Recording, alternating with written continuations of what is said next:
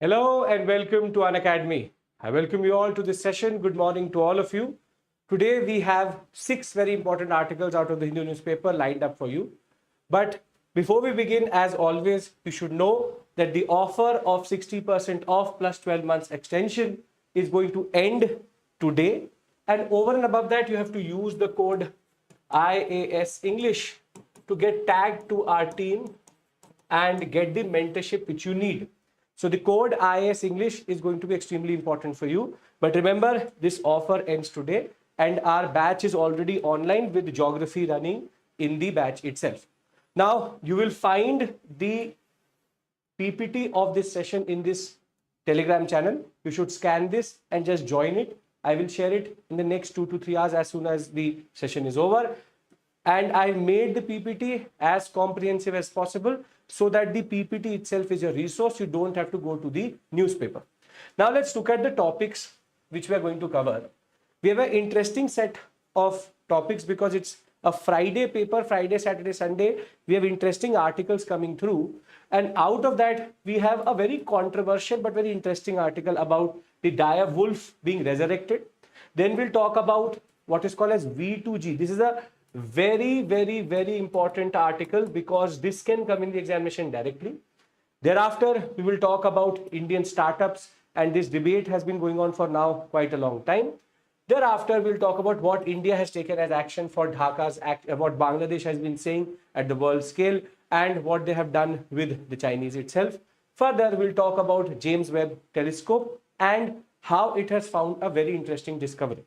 Last but not the least, how the Russia-Ukraine war, further escalation, or you can say another irritant, or the involvement of Germany directly is now being implicated as a turning point in that, and we will discuss that also.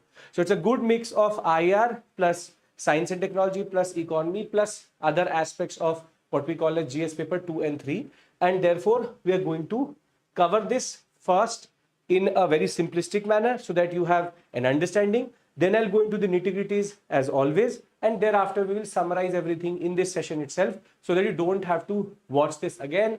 You are learning and revising in this session as I always do. Okay, so let's start our first article, which is, you must have seen this image somewhere or the other, which is Romulus and Remus, two dire wolf, what we call as resurrected by a company in America. Colossal Biosciences are they called. Now, calling resurrection, which is bringing them back from extinction, this terminology called resurrection is now being questioned, which is, have they actually been brought back from extinction, or are they just a cosmetic change to a grey wolf? This is a question which has been raised multiple times now, and this article tries to understand that only, which is, can we say that this is de-extinction, is this resurrection, or it is just cosmetic changes? Now, before I go into that aspect, which is it resurrection or the technicalities of it, let's try to understand how did they come to this point. What was the process which was followed by Colossal Biosciences to come to this point and, in a way, quote unquote, in their language, resurrect to a species which they believe was not alive on Earth for the last 10 millennia. So 12,000 years ago, the dire wolves used to exist on Earth. They became extinct with the ice ages, and thereafter they have been resurrected. Now, this resurrected word is controversial, and let's try to understand what did they do. Now, see, there's something called genomes, which is all your genetic material, and genetic material is locked into what are called as DNAs.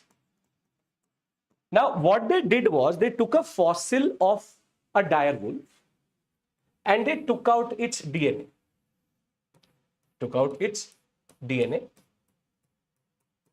Now, this DNA had certain genetic material inside it, genetic information, which is genomic understanding here. And what they did was that they compared it to 3 different types of wolf variety or wolf species. Meaning, they tried to check which wolf species has the closest resemblance with regards to its genetic material to the dire wolf. This is where a good candidate came out, and that good candidate was what is today called as a grey wolf. Now, under the grey wolf, they were able to understand that, okay, if this is 100% of genetic material, grey wolf has 99.94% of the same genetic makeup as a dire wolf. As a dire wolf, the same genetic material is there. It is only off by 0.06%. Meaning the difference between a dire wolf and a grey wolf genetically is only 0.06%. However, when we'll go into the nitty-gritty, you will realize this is not a very small differentiation. The ACGT, the way the genetic material is made, close to 1.4 million different positions were different. When you have genetic material having close to 2 billion different combinations, this is not a very small differentiation. It's a very big differentiation when it comes to genetic material. But when we talk about the varieties which were taken, this was the closest. Now what Colossal Biosciences did was, they identified where are these 0.06%. Now within this 0.606%, what they did was, they then used a technology which has now become very common, which is called CRISPR-C9, a genetic editing tool, and they identified 14 genes and 20 loci. Loci means positions. They identified 14 genes and 20 loci where if they did gene editing, this 0.06% could be brought down to 0.04%, and the grey wolf would start to look like a dire wolf. And this here, the word looks like is very, very important. Please do understand one thing, they did not fully make up for this differentiation. Meaning Romulus and Remus are not 100% dire wolf genetic material. Rather, they are 99.94%, maximum 95% with the CRISPR-C9 changes which have been made.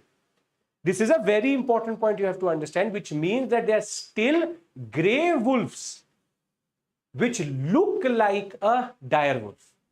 That is where scientists are arguing that if you're using the word resurrection, it makes no sense, because resurrection would mean 100%.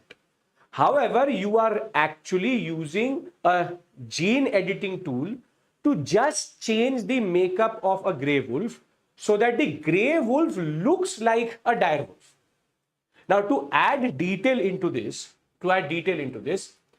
there are total 2.4 billion base pairs. That is called, in DNA content of an organism, all genetic material is called genome. In a genome of a dire wolf, there is a certain set of genomic information.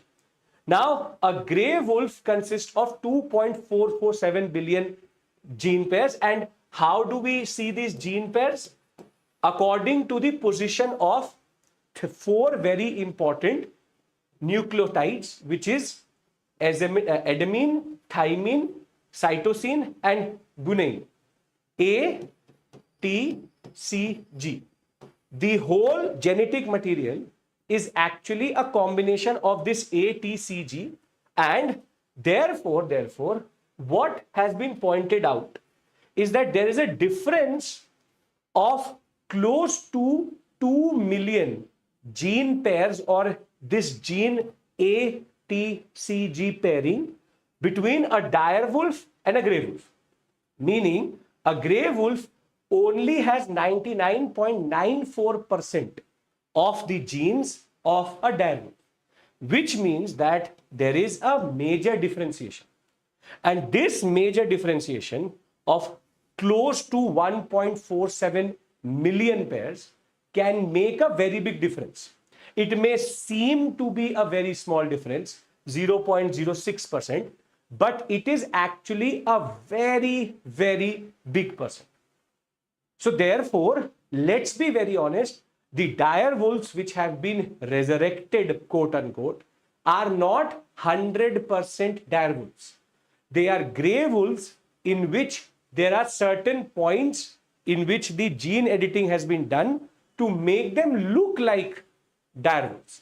This is where scientists are arguing that the gene modification has been done in 20 positions, in 14 genes, specifically a very important gene which is called LCORC, this LCORL.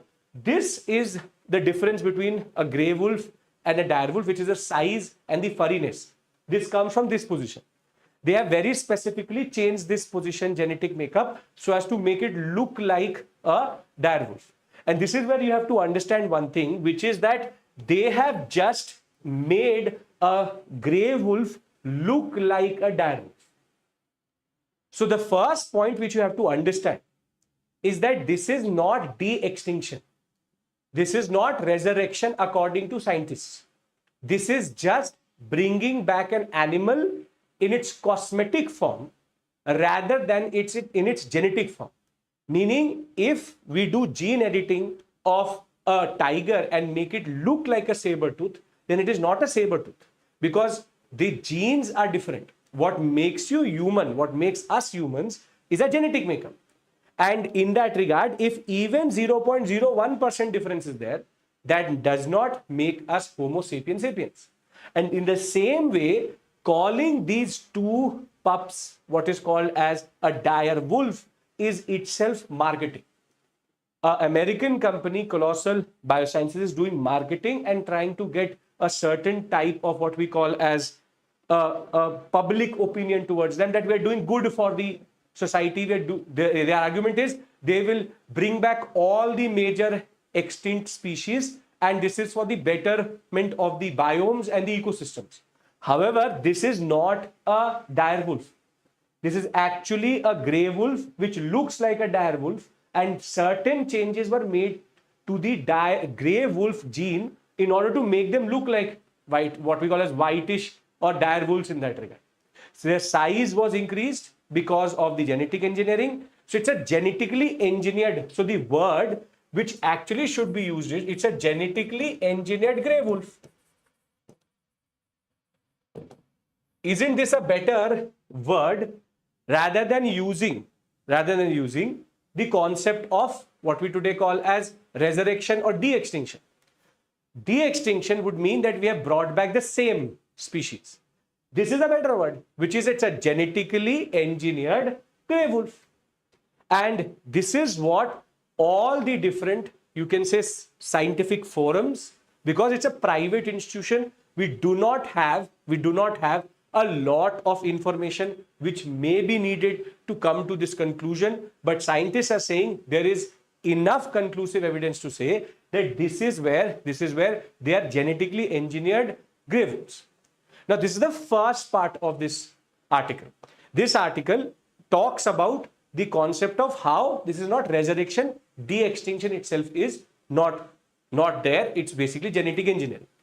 Now, the second aspect of this article talks about, even if we call it de-extinction, even if we talk about bringing back these mammoths and different other forms of species which were previously extinct, is it really good for us to do that?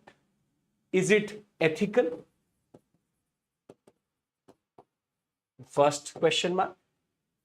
Does it actually make any sense? Is it logical? And over and above that, is it good for the ecosystem or not? And you've already answered that question, which is no, because every animal has its own habitat. It has its own place in the food chain. It has its own predators and food. Now, if I bring back a dire wolf, which became extinct during the ice ages, when there were deers which used to be 5 times, 6 times bigger than the size what they are today, if I actually re-release a dire wolf into the wild, it will disrupt the whole ecosystem. Because the ecosystem today is not based on dire wolves or mammoths. Therefore, this whole pursuit of de-extinction is extremely dangerous because it creates a certain, you can say, space in which these animals then could in turn lead to disruption of the ecosystem itself. Further, we also know that at the end of the day, you and me now know that it is not basically resurrection, it is genetic engineering. With genetic engineering, you should also understand one more thing, which is that this can further lead to, if there is crossbreeding, if there is breeding, it could further lead to the distortion of the genetic material and the lineage of the whole species itself. These two direwolves have been, quote unquote, direwolves have been kept in a certain habitat which is controlled. So are we actually doing this to create zoos? Are we creating new zoological parks where we will keep the mammoth? Is there not a chance that by resurrecting such animals which used to exist during the ice ages, there's a chance for any form of contamination and crossbreeding? You tell me one more thing, a mammoth used to have close to 1 to 2 tons of fur on it because it was ice age. Do you really think a mammoth will survive in the heat of the earth today with mean temperature at 15 degrees Celsius and with climate change and everything else? Would a mammoth survive today? No. So is this just a gimmick? Are they actually trying to do something which is good for the ecosystem? This cannot be done without governmental oversight, and this cannot be done in closed doors. So if colossal biosciences wants to do this, there needs to be some regulatory framework, but also some oversight, because this is very, very dangerous. So basically, this article has two parts. The first part questions this concept of de-extinction. It says, now I'm revising with you, when we talk about de-extinction, is it really de-extinction? And here the argument is that with 99% of and 99.94% of the genes still being of a gray wolf, with which we have done 20 places CRISPR C9 gene editing in 14 different genes, and that in turn has produced a gray wolf which looks like a dire wolf, then this is not de-extinction. This is only cosmetic genetic engineering to make you and me feel that this is de-extinction. The second aspect is the ethical and environmental issues related to the fact that is this actually anything we want to do also? Should we be doing it? Because at the end of the day, there is ecological impact. There's ecological impact. And at the same point of time, there's also ethical issues. Now, today you are saying that you will bring back dire wolves. Tomorrow you will say that we want to bring back Neanderthal man. Then you will say that we would like to see Homo erectus also. You would like to see Homo sapien also. And thereafter, what will stop an American-based private company from, in a way, doing genetic engineering on humans? Curiosity is dangerous. So we will say we will bring back dinosaurs also. We have fossil evidences. We have genetic evidences. We have certain ancestors of the dinosaurs also, very distant, but there also.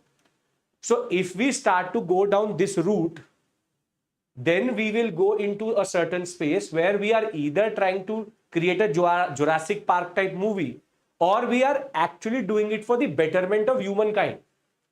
The only point you have to understand here is because UPSC can ask you a question in ethics, that is this the ethical means? Is this what a dire wolf is bigger in size. A dire wolf has more fur. It had white fur for a very specific reason, because it is an ice age animal. Therefore, with snow and ice, that was a way of camouflaging oneself, which is a dire wolf for camouflage itself with the snow. A bigger size means more food, and with more fur, it means ambient body temperature is higher. Now, if they have been kept in European climate, if they've been kept in tropical climate, even if they're kept in Sweden and Finland, with such body mass and with such fur, there will be energy, what we call as efficiency issues of the animal itself, and that will in turn lead to the death of the animal itself. This is where genetically engineered grey wolf works, but de-extinction does not work. This is food for thought for you, that you have to understand this. You have to understand this. You have to create an independent understanding that is this something which actually needs to be done first. Second, is this really de-extinction? Second. Third, you also have to understand this, that these animals became extinct for a specific reason.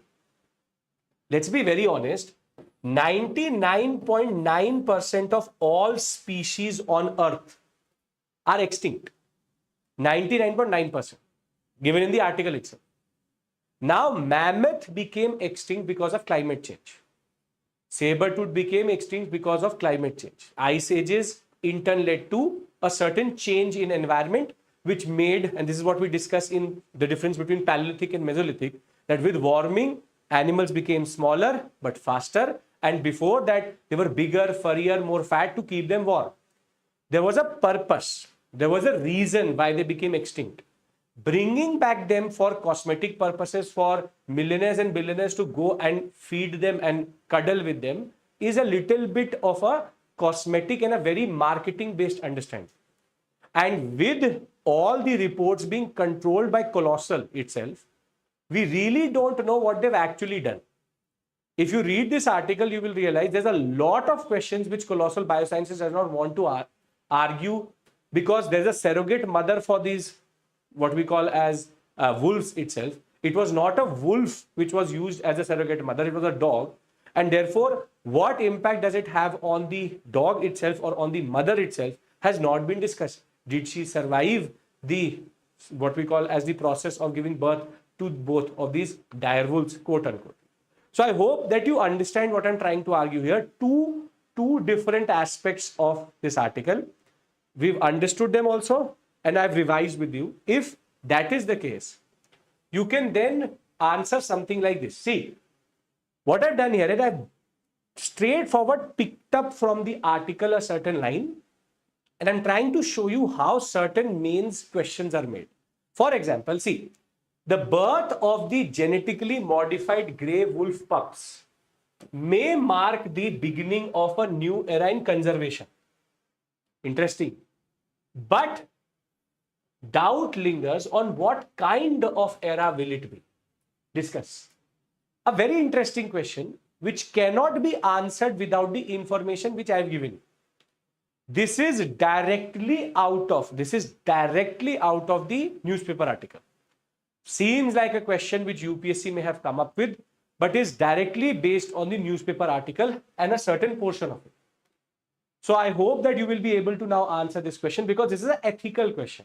Yes, conservation is important. Why don't we protect the tigers and the lions which we already have? Why are we trying to do this on extinct species which are already, why not closer ancestors? Why 10 millennium or for example 12,000, 13,000 years ago?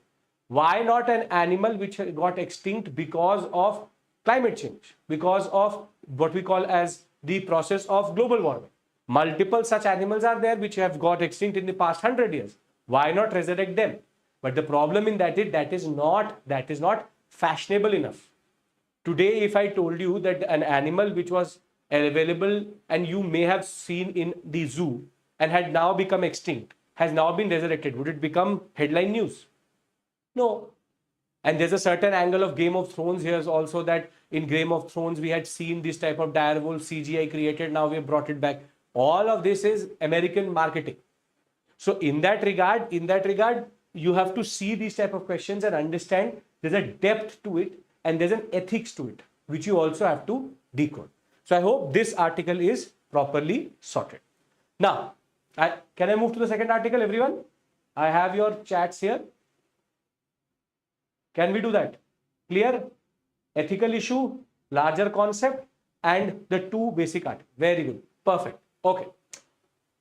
Now, the second article deals with a new type of technology, which is quite common in the West, but in India has come into focus because of a certain project where Kerala State Electricity Board and IIT Bombay are working to figure out what is called as V2G technology.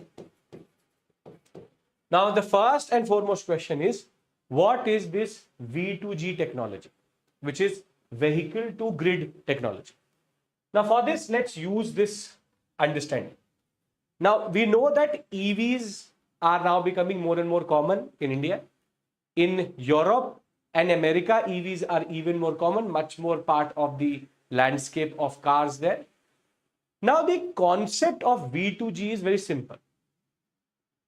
I have to charge my car. This is my EV. Let me change the color of the pen. This is my EV. Now, how do I charge my car? I pull electricity from the grid that goes through my house meter, then into a charging unit, and then it charges my EV. Now, for example, this is one-way charging, very common in India today, which is one-way charging. You are pulling electricity out of the grid and pushing it into an EV. Is this environmentally better or environmentally sustainable, or is it a green way of mobility? Yes or no? What is the answer to this question? If there's a one-way, what we call as channel of electricity, where you take it out of the grid and push it back into your EV, it is, yes, it is not a very efficient way. And the reason is because the grid creates electricity out of thermal power plant, which is coal is being used to produce this electricity. And therefore, if it is producing this electricity, you are charging your battery. It is like your phone. You are then draining it. You are then charging it, draining it, charging it. Now, this is not the future, cannot be the future. What the future is, that this grid produces electricity through renewable energy. When it takes from renewable energy, then it can thereafter be pushed into EVs. Then there's a green source of electricity, right? Now, there is a problem with renewable energy, which is the supply of renewable energy cannot remain constant. For example, if you have solar power plant or solar power, the electricity surge will be there throughout the day. It will be positive. However, as soon as the night will come, no solar power will be produced and the supply will go down. Therefore, in 24 hours, maybe for 8 hours or 9 hours, you're producing electricity, but for close to 12 hours, you're not producing electricity. So the biggest issue with solar power plants or even hydel power plants is storing electricity, because there is a certain understanding where you have energy surges and energy, what we call a surplus, meaning throughout the day, you don't have same demand. Meaning at a given point of time, for example, in cities like North, cities like Delhi and all, there would be what is called as load shedding. Why? Because the load has increased exponentially, but the thermal power plant cannot meet that. Same way, in winters, there's a other way. There is electricity surplus. There is too much electricity being produced, whilst there is nothing to store that. So storing what we call as renewable energy and energy surplus and what we call as deficit is something which is common, which is throughout the day, it's very standard that throughout the day, there will be ups and downs in the need of electricity. Maybe in, for example, a city like Delhi, throughout the day, all ACs are on. So it's a high point, reach to the highest point. But in the evening, maybe ACs, these offices will close, the ACs will be off. So therefore it goes down. So first thing is, on a day-to-day basis, there is fluctuation. Second is, throughout the months from January to, for example, March, Delhi, there will be an electricity surplus. Then from March to August, there will be electricity deficit. And thereafter, from August to, for example, December, we have neutral, meaning it is neither surplus, neither the concept of a certain deficit. Basically, what I'm trying to argue and what this article is trying to argue is electricity demand goes up and down. Now, a EV is nothing but a battery on wheels. This car just has a battery here, which is being charged.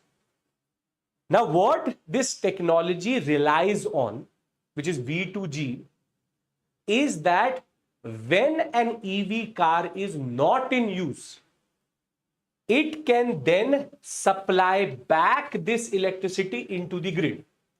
You must have seen multiple ads of different cars where they say that our car can give power backup to the house itself, which is called V2H, which is vehicle to home. So, for example, the electricity is not there. You take out the battery of, you take out a certain cord from your car and put it into your mains. It can charge your house also. It can give electricity to your house also. Now, this V2G concept is very simple. In surplus time, the grid supplies electricity to an electric vehicle. But when there is deficit, the EV supplies electricity back into the grid. Seems to be an interesting proposition. How sustainable and how much it is implementable is a different issue altogether. Meaning, throughout the day, basically, the idea is your EV is a battery for the state. Your EV is basically a battery on wheels. So when there is surplus, you give it to the car holds on to that surplus.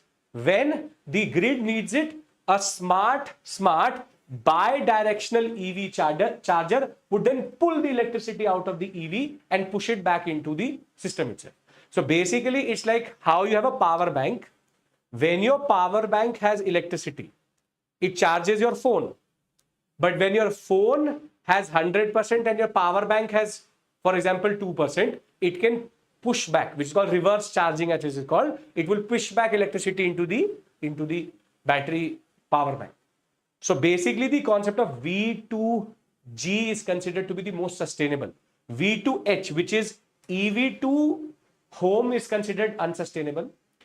Home to EV is very common, the way we use it. And V2G is considered to be the way things are going to actually work. So V2G means vehicle to grid, grid to vehicle, which is grid supplies when it has a surplus, grid takes back when there's a deficit. Now, let's see what the article also has to say. V2G refers to technologies that enable EV batteries to send power back to the grid. When an EV is not in use, it can be acting as a decentralized battery energy storage device. An idle EV, when connected to a bi-directional charger, can then push back the electricity into the grid. When it needs it, it will take it. And by incorporating renewable energy, this is where the concept is. If solar, for example, I have solar power plant based renewable energy, and the time of surplus, we can charge all our EVs, and in the night, these EVs may supply back to the grid. Which does make sense that throughout the day, we are producing too much electricity. We charge all the EVs. But then when the EVs are fully charged in the night, nobody is going nowhere. And the demand increases because of lights being switched on, but the solar power plant is zero, then these EVs would then supply back the electricity into the grid. But I think you also know this very well. And in a way, everybody has seen this. If you charge and discharge a battery too many times, what happens to that battery? What happens to that battery? Tell me. What happens to the life of a battery when it is charged and discharged multiple times? Very good. The battery will become weaker and it will degrade its capacity to hold on to electricity. Very good, beautiful. Everybody's seen that. One of the reasons why we all change our phones is because our batteries don't work after a certain point of time. Now imagine that you buy a 25 lakh rupees, nowadays BE6 is 40 lakhs, 30 lakhs worth of a car which has a battery in it. And if I tell you that on a day-to-day basis, I will charge it, discharge it, charge it, discharge it, would you allow that to happen? Would you allow that to happen? A car which has been bought by you, for which you paid GST, you have paid the taxes to the government also, you have paid everything to the government. Now you tell me on a day-to-day basis, if I'm going to use a bi-directional charger, it is going to, in a way, push and pull electricity, which is only going to degrade the quality of the battery itself. So this in turn will lead to, in India, we have a utilitarian mentality. I bought a car, why should I supply back to the grid? And this is where basically they are saying V2G in India is in its nascent stage. Purely nascent stage, because renewable energy V2G makes sense in countries such as America and other, you can say, European developed countries, Netherlands and all. This is very common also because EVs are common. At the same point of time, when EVs are common, V2G makes sense also. However, in India, this may be problematic. Because firstly, we do not have a charging system. But the biggest issue is we don't have a smart grid. We don't have a smart grid only. If you've ever tried to install solar power plants in your house, you will realize that the DISCOM which actually supplies electricity to you will say, sir, we don't have a way to take electricity from the solar power plant. Because you need a smart grid which allows for electricity to be drawn also, but also supplied also. So this is where V2G in India may be a little bit problematic. This is where the Central Electricity Authority has formed a committee. We need regulations and we need incentivization also. In America and Netherlands, there is enough incentive. For example, if I draw electricity at 5 rupees and I supply electricity at 10 rupees, I'm incentivized. I would want to use my EV for V2G. I would want solar power plant. Now imagine that you are drawing electricity at 5 rupees and for every unit you've supplied back, you get 2 rupees. Why would you do it? We already live in this selfish mentality that how is it my responsibility to make sure that this grid has electricity? I will put an inverter in my house.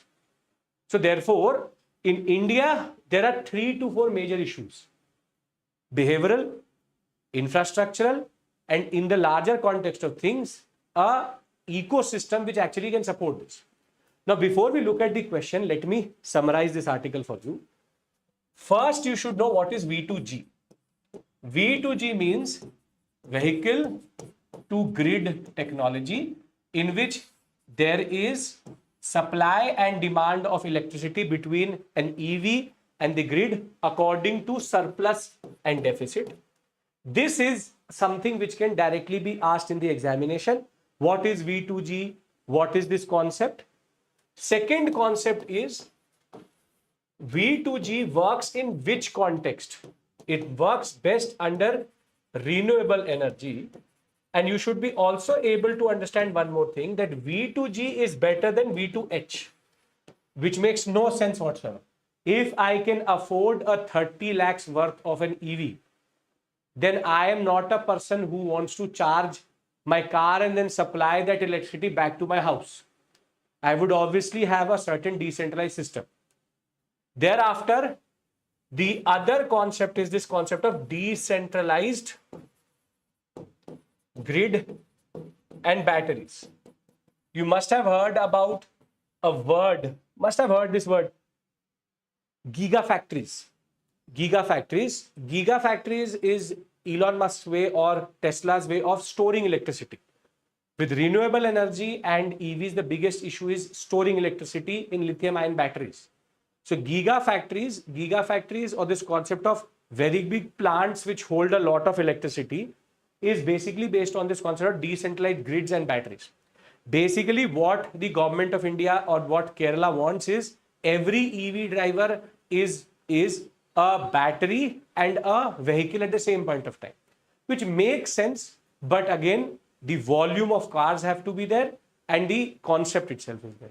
Now, the biggest problem in implementing all of this is only one, which is India does not have the infrastructure. India does not have the same behavior as an EV owner in Europe or in America. And at the same point of time, we do not have the right regulations for it also. So there needs to be incentivization, which we are not getting. That is where if I get a question in the examination, how can V2G technology help India's power sector?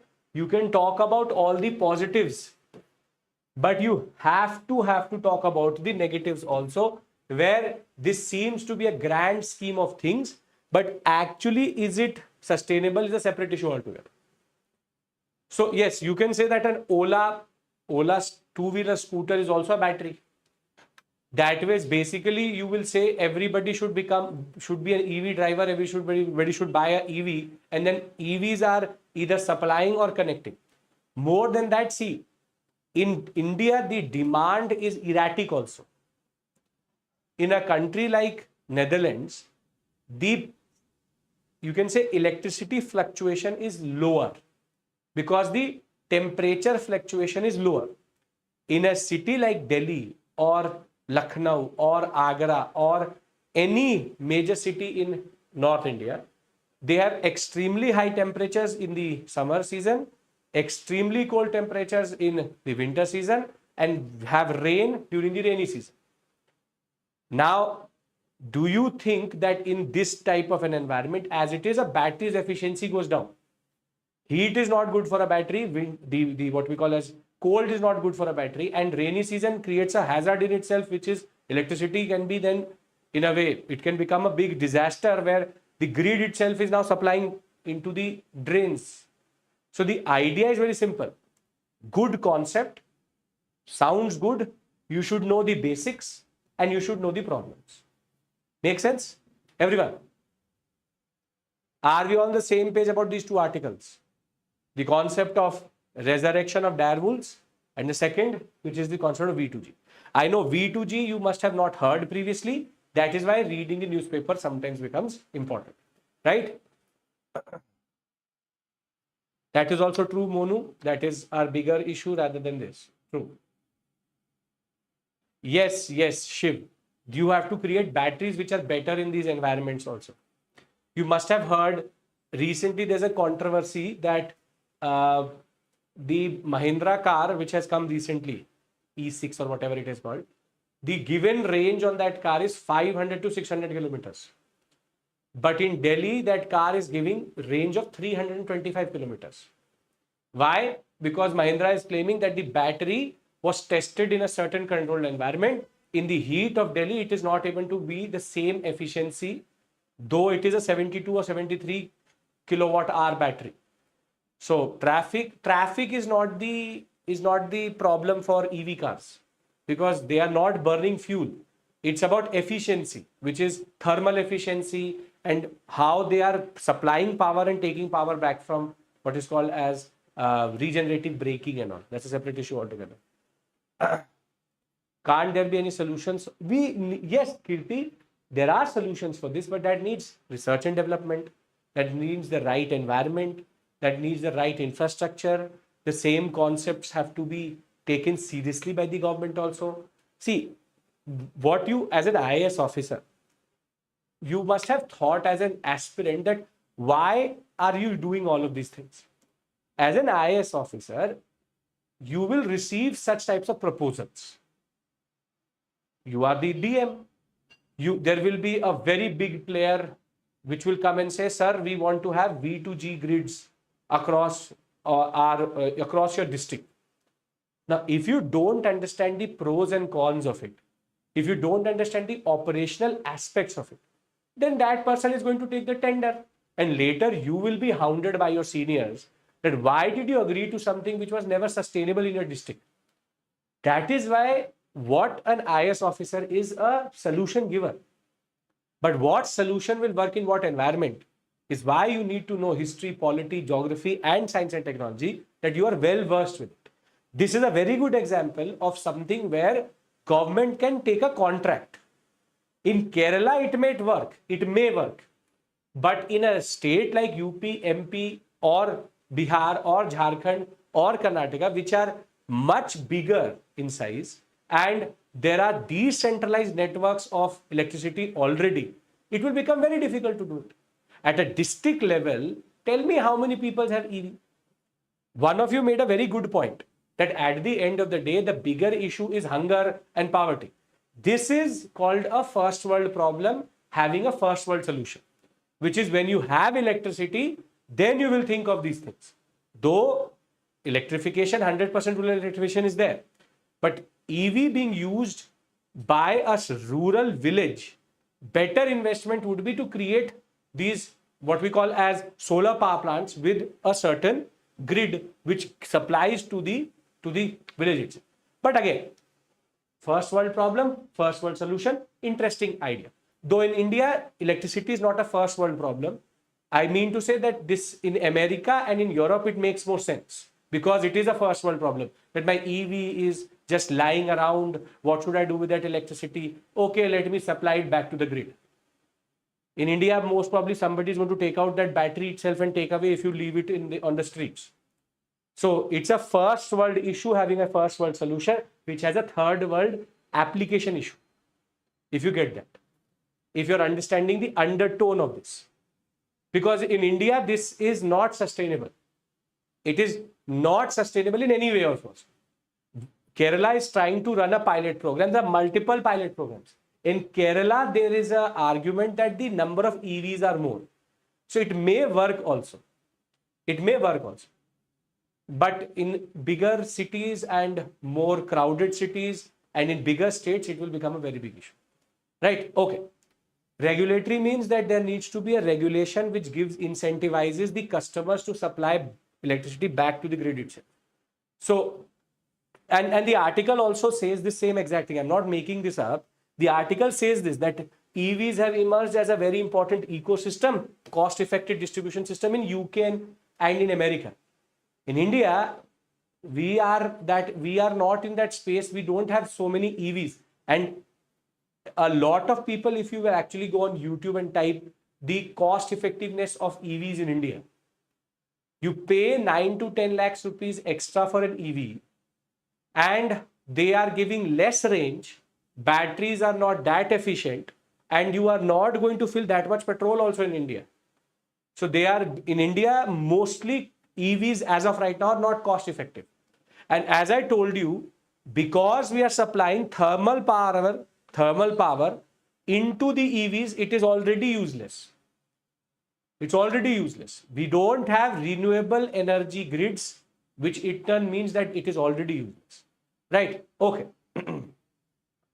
Right. Let's move to the third article. This has created a lot of controversy. I can do that, right? I can move to the second article. We can have a very long conversation about the second one. You may all have very good points also. We all know India quite well when it comes to these concepts and technology behavioral changes. So it's very clear. Now, when we talk about startups, startup is a new lingo in India where you can start a small enterprise, call yourself a startup, you can get funding from the government also. And Piyush Goyal made a very interesting point at the startup Mahakumbh, and it made sense also at that given point of time. He made a very interesting point that startups in India are solving consumer issues, consumerism in that regard. Zepto founder even replied to Piyush Goyal, and you had multiple food delivery apps based startups saying, no, no, sir, that is not the way. There's a lot of innovation which we do. 1.5 lakh people have got employment, this, that. But Piyush Goyal actually made a point which also is a point which he should introspect also. He said that in India, startups exist in spaces which have paths to profitability. They are based on the concept of groceries and consumerism. They are not innovating. They're not innovating. And therefore, he compared Chinese startups and Indian startups in saying that Chinese startups are in EV manufacturing, in lithium ion refinery, in drone technology, in defense technology, in advanced technological changes are being brought in by multiple startups there. True. India, the Zepto and the Zomato and the Blinkit market has destroyed self-made people, self-employed people. Kirana stores are now dying. Previously, we all used to go to these Kirana stores, these grocery stores which we used to have. Now we have these dark stores. They take money to bring the same. It's mostly, you will realize, previously it used to be very, very far away. Now you will see that 400 meters away from you, there's a dark store of either Swiggy or Blinkit or whatever it is. So that has its own impact where you are killing self-employed people and to create a certain ecosystem where you're making everybody dependent on these concepts. Here, Piyush Goyal has a point. He has a point that startup ecosystem in India is in a way in a certain space. But where he needs to introspect is that startups need help, need capital, need regulatory help, need an ecosystem in which they can develop. A startup which will try to develop a defense-based ecosystem where they are innovating with a new technology will not generate any revenue for 10 to 15 years. But if they will not generate anything, then why would you invest in it? Think of it like this. If you have a startup and it is dependent on private capital and there is no return on that capital in the short term, then that startup will not survive only. So Piyush Goyal saying that our startup ecosystem is such in which we are not innovating is a failure of the government also.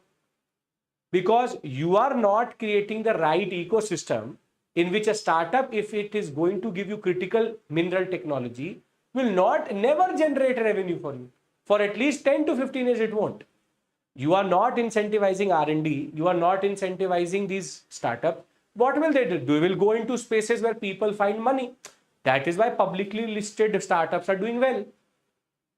So therefore, this whole parlay between two men, very interesting, a professor from the Center for Startups and one of the journalists of the Hindu newspaper, had a very interesting conversation. This is called parlay, where you have question and answer. But out of this, what I've done is I've taken out 3 to 4 very interesting points, which you may be able to use for the examination. Now, the first point which is made by this article is that, is Government of India pushing startups? The answer to that question is yes. But do I have tangible numbers to show it? Yes. And that is 20 ministries are as of right now helping startups. And it may seem to be a very big number, but it is true.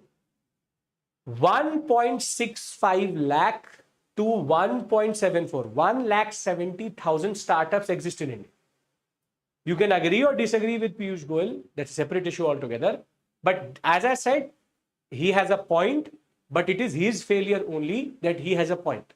So what he's actually, he should not be blaming the industry, he should also be blaming the governmental policy.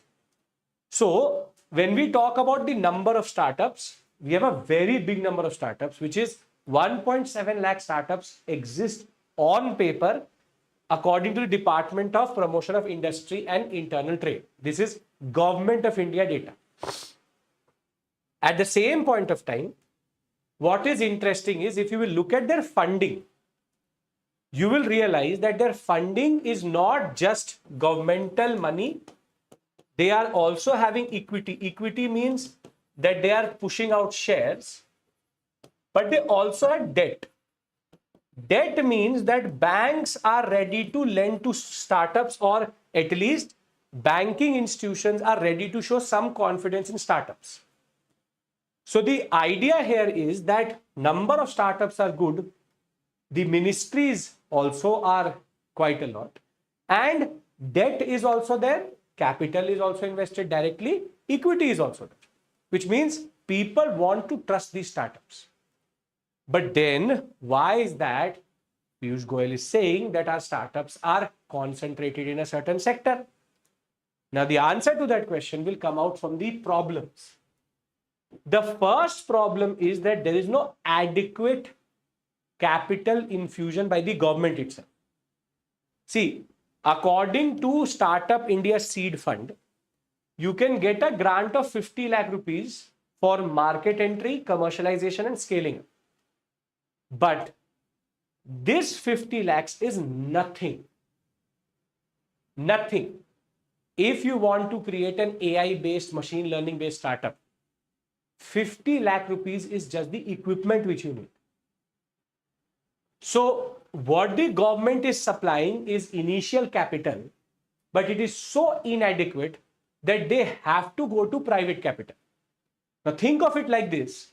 If government is giving 50 lakh rupees, with that I only bought the servers. I only bought the servers. Now you tell me, if I'm going to go to a venture capitalist, if I'm going to go to a person who has money, for example, I go to Mukesh Ambani, if I go to Jio, and I say, sir, give me some money, I'm developing an AI-based, machine learning-based startup. So will he say, okay, beta, take 100 crores, do innovation for India.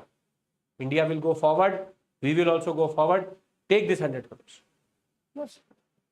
He will say two things. Either you sell this company to me, then I will infuse money into it. Or he will do the other way around. He will say, all of this AI and machine learning is good. Tell me how I can make my Reliance Fresh better through this AI and machine learning. Then I will push 100 crores into it. So therefore, what has happened is, this money which the private money has come through, they will want commercial interest. If they will want commercial interest, then only they will invest money. No capitalist is philanthropic, which is charity is not being done. So imagine that, for example, I was a startup which was developing a gyroscope. Gyroscopes are very important for stability of rockets, for example, defense technology. Now, I got 50 lakh rupees from the government, but 50 lakhs was just to take the patent on that technology. Now I will go to, for example, I go to Mahindra and I say that, please sir, give me some money, I would like to go further. He will say, tell me how I can integrate this gyroscope into a scooter and a car, and then I will give you this money. So I hope you understand this point. As soon as you are looking for venture capital, you're looking for private capital, you're looking for other players, they will want profitability. They will want solutions for their own problems. They will push you in a certain direction, which will in turn lead to you to dilute your product itself. Multiple startups in India are in a new direction now because the people who had invested in that startup wanted something else. So therefore, first is that this is a failure of the government. If the government says 50 lakh rupees is a very big amount, then don't, in a way, reprimand or scold the industry that you are not doing enough. Let's be very honest, if we have to compete with China and the amount of capital which is needed, private capital will never compete in that zone itself. You are basically, what Piyush Goyal is actually doing is, he sent me to a school which teaches B.Tech. Now, when I came back and saying that I'm an engineer, he's saying, why did you become an engineer? You should have been a doctor. You should have become a lawyer. You only sent that startup in that direction. You gave them the money for the specific thing. It went into a private venture. It then changed its nature. That is standard economics. So therefore, the first issue is the seed money is not enough. And startups are what we call as capital intensive. Therefore, you have to also create a new corpus. Now, I'm not saying that the government should just give 1.5 lakh, 2 crores, or neither this article is saying that 4 crores should be given. If a startup is doing well, it is meeting its targets, give it funding further. The government of India will give it without interest, in national interest. A private player will not give it in national interest. Let's be very honest. A private player cannot be expected to embody national interest. Only the government can do that. And therefore, first is this. Second is even more interesting, which is Indian Babu culture. So much bureaucracy, so many impediments, so many rules and regulations are there that this whole ecosystem is also tied up with red tapeism. The article argues that it is the bureaucracy which makes it difficult to enter into certain zones. Let's try to bring everything together. There are 1.7 lakh startups in India. And these startups at this given point of time, get seed money close to 50 lakh rupees from the government. However, because their funding is based on equity and private capital, they have to go into a certain direction which is commercially viable. And commercial viability at this point of time is in only certain sectors. What are the issues which this sector faces? First is capital, and second is red tapeism. If you understand this, this article is also sorted for us. Clear, everyone? Equity means that they have become a public listed, like for example, Zomato, public listed company. That means that they've taken loans from the market, right? Okay.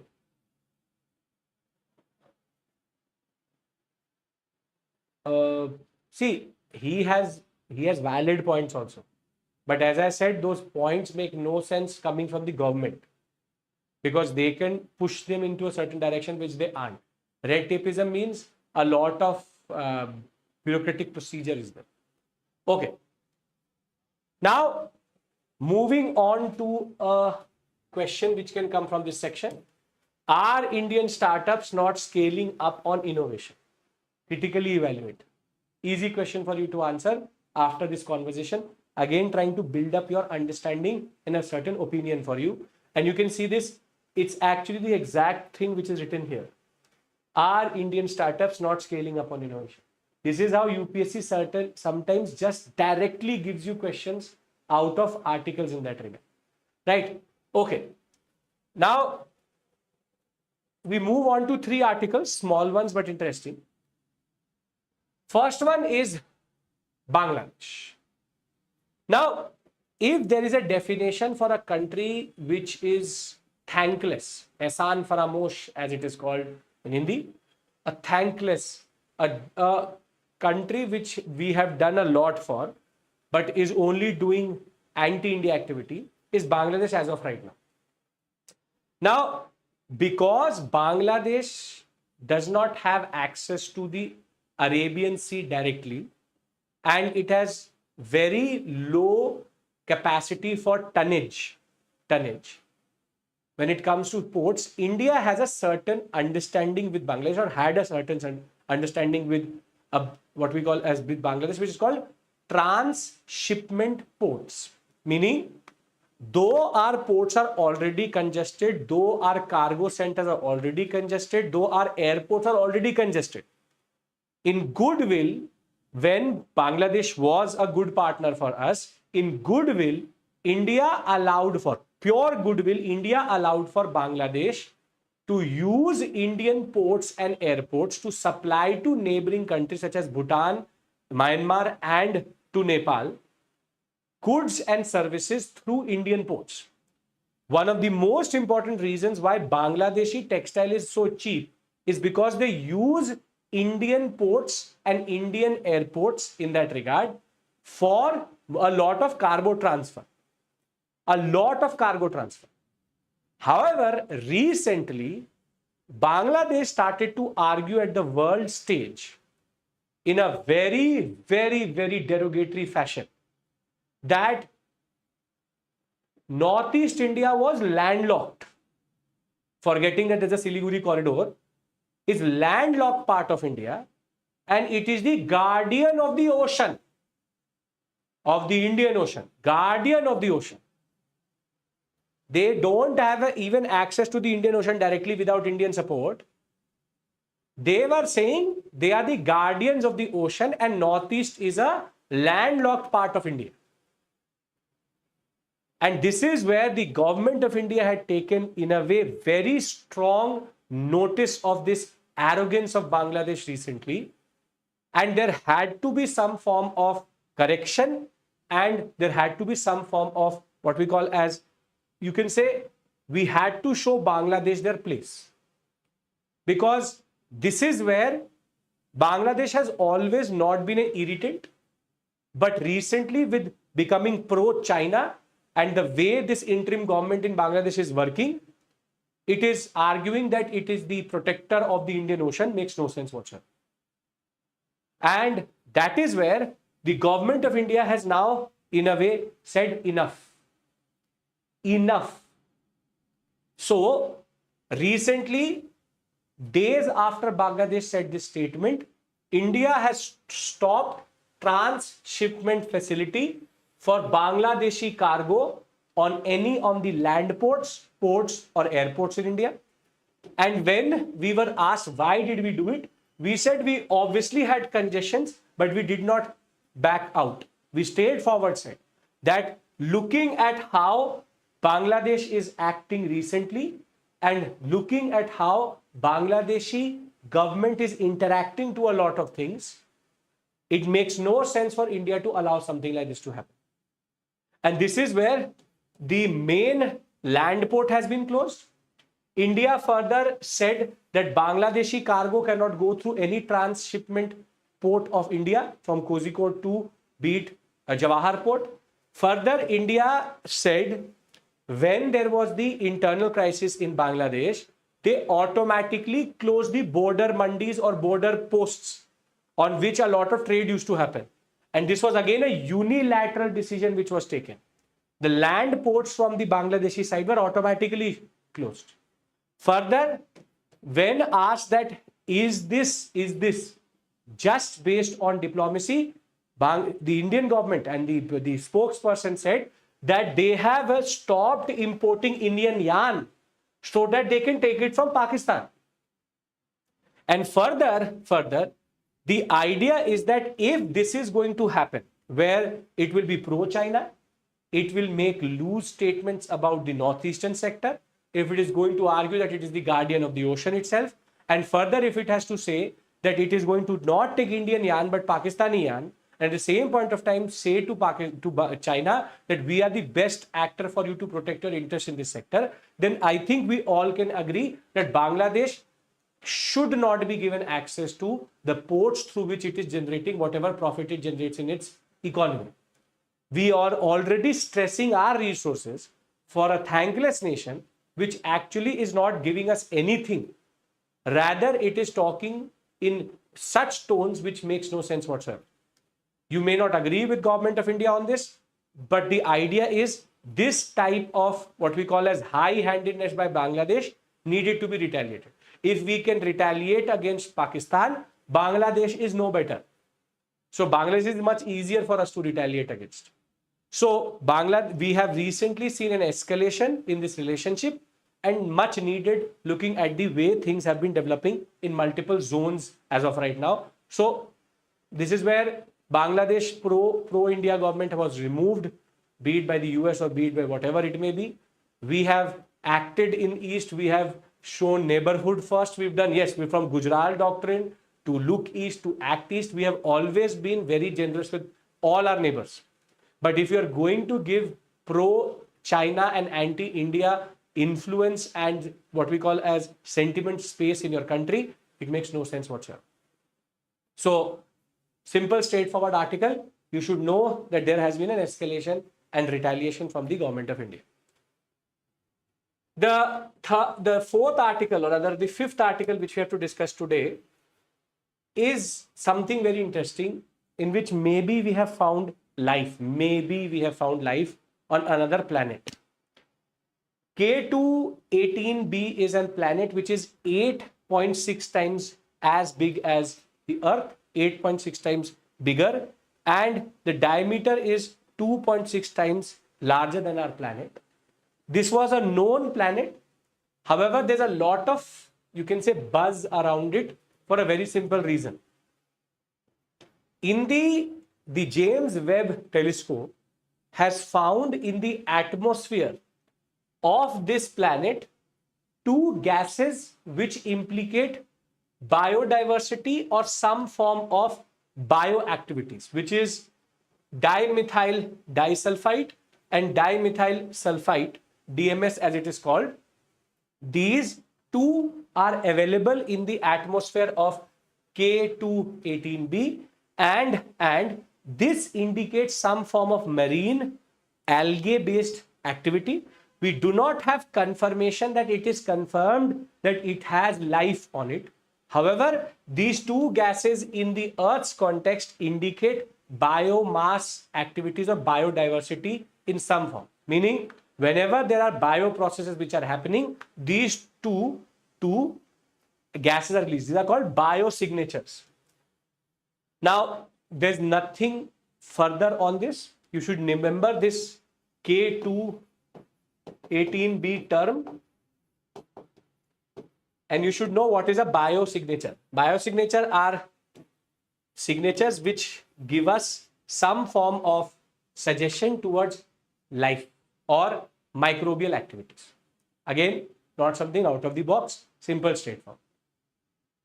The last article is from the international edition of the Hindu newspaper. All of them were from Delhi edition, this one from international edition, which is that Germany recently has agreed to supply the Taurus missile, cruise missile, to the Ukrainians.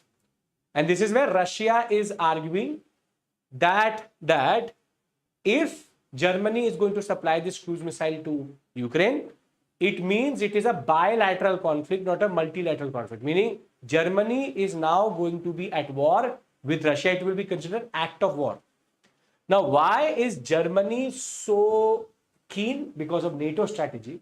But why is Russia so, you can say, anxiety driven about this missile? Because it's a very, very advanced missile which has a very interesting way of being launched. It can be launched not just by canister but by a fighter jet, and it has what is called our wings. So it can cruise at a certain altitude where no Russian anti-cruise or anti-ballistic missile system can, you can say, find it. Further, as soon as it reaches its targets, it then starts to take elevation, and it has two parts, meaning it's basically a bunker busting cruise missile. So it has a charge which first opens up the bunker, and then it has a projectile which goes inside it. So therefore, Taurus missiles could basically help Ukraine in a way targeting multiple strategic positions of the Russians in that regard. And this is where you have to understand that the Ukrainians getting Taurus cruise missile could be a game changer for them. And that is why Russia is saying that if this is going to happen, if you are going to supply to Kiev, we will think of it like you are in direct conflict with us, and therefore this NATO-Russia relationship will change into Russia versus Germany relationship. And we know what happened last time when this happened. But the idea is very simple. This could be another escalation or complication in the story. We don't know what is really going to happen, but Germany in principle has agreed to give this missile to Ukraine. After this type of fear mongering, will it back down is a separate issue altogether.